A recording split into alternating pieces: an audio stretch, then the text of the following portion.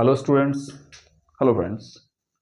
আমরা প্রত্যেকেই লাইফে ভাগের অঙ্ক অনেক করেছি, বাট আমরা কখনো কাউকে কোশ্চেনই করিনি যে আমরা ভাগের সময় দশমিক নিলে 0 পাই, 1 2 3 কেন পাই না। আজ আমরা এটাই শিখব যে দশমিক নিলে আমরা 0 পাই, 1 2 কেন পাই না। আপনারা আপনাদের স্টুডেন্টস বা নিজেদের ছেলেকে এই অঙ্কটা দিয়ে দেখতে পারেন, তারা অলমোস্ট অঙ্কটা অ্যান্সার ভুল বের করবে। এমনকি অনেক বড় স্টুডেন্টরাও এই অঙ্কটা ভুল করে থাকে। লাইক এই নাম্বারটাকে যখন আপনারা 4 দিয়ে ভাগ করবেন, অ্যাকচুয়ালি ভাগের অ্যাকচুয়াল প্রসেস কি সেটা আজ আমি দেখাতে চাই। ভাগের ক্ষেত্রে এখানে আমরা দুটো নাম্বার নিচ্ছি কারণ একটা নাম্বার কম পড়ে যাচ্ছে। তো 4 3 12, ভাগশেষ আমরা পাচ্ছি 0। 12 থেকে 12 বাদ দিলে 0 হয়, তাই আমরা 3কে নামালাম।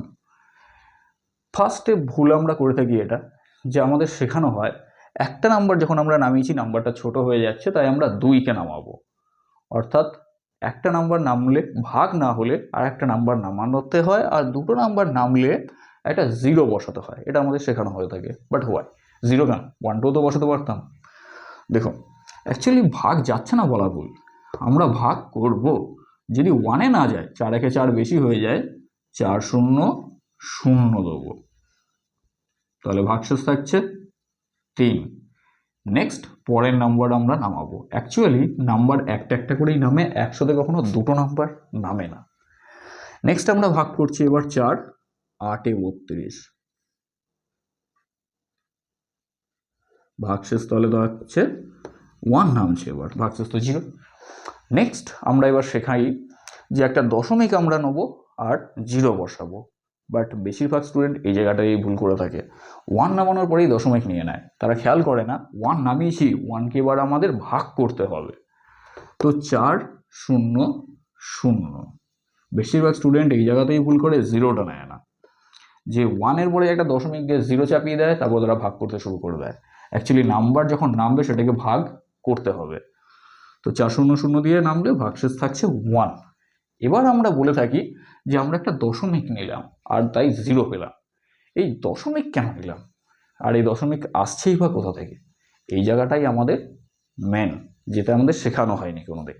আর দশমিক নিলেই আমরা 0 পাই, 1 2 3 পাই, কখনোই না 1 2 3 কখনোই পাই না। But why?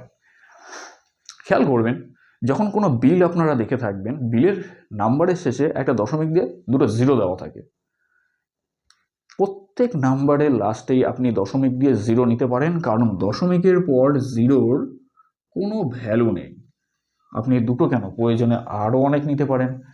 আর আমরা বলে থাকি না দশমিক নিলে 0 পাই, অ্যাকচুয়ালি দশমিক নিলে 0 পাই না, আমরা এই দশমিকটাকেই ওপরে তুলে দিই, পরে 0টাকে আমরা নিচে নামিয়ে নিই। তো এবার অনেকেরই বুঝতে সুবিধা হলো যে কেন দশমিক নিলে আমরা 0 পাই, কারণ দশমিকের পরে অলরেডি 0 থাকে, আমরা শুধু সেই 0টাকে নিচে নামাই। নেক্সট আমরা ভাগ করছি 4 2 8, ভাগশেষ তাহলে 2, পরের 0টাকেও নামিয়ে নেব, 4 5 20, ভাগ কমপ্লিট। অনেকে ভাগের পর যখন থেকে ভাগ শেষ হয়ে গেছে একটা ক্রস চিহ্ন দিয়ে দেয়। এখানে কোনো ক্রস চিহ্ন দেবেন না, 0 দেবেন, কারণ 20 থেকে 20 মাইনাস করলে 0 আসে, ক্রস নয়। ক্রস আমরা অ্যাকচুয়ালি কখন দিয়ে থাকি? যখন আমাদের অঙ্কে ভুল হয়ে থাকে, মিস্টেক হয়ে থাকে, তখন আমরা ক্রস দিয়ে থাকি। তো এই ছিল অঙ্কের অ্যাকচুয়াল প্রসেস, অ্যাকচুয়াল ভাগের নিয়ম। আমরা স্টুডেন্টদেরকে কখনো এই অ্যাকচুয়ালভাবে সঠিকভাবে আমরা শেখাই না ভাগ, আমরা শর্টে শিখিয়ে দিই যে 0 দিয়ে ভাগ করব না, আমরা 3 নামাবো, 2 নামাবো, আর পরপর দুটো নাম্বার নামানোর জন্য একটা 0 দেব, বা দশমিক নিলে 0 পাই।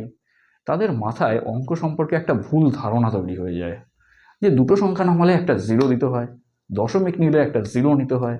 বাট কেন? তারা কখনো কোশ্চেনও করে না, আমরা শেখাইও না, যেই কারণে তারা অঙ্কের প্রতি একটা ভয় জন্মায়। তারা বোঝেই না যে অঙ্কটা ভয়ের জিনিস নয়। আমরা অ্যাকচুয়ালি ভয়টা তাদের ছোট থেকেই ধরিয়ে দিই যে এটা একটা প্রসেস, এইভাবেই হয়। অ্যাকচুয়াল অঙ্কের প্রসেস বলে তেমন কিছু নাই। সঠিক নিয়ম জানা থাকলে প্রত্যেক অঙ্কই সিম্পল অঙ্ক।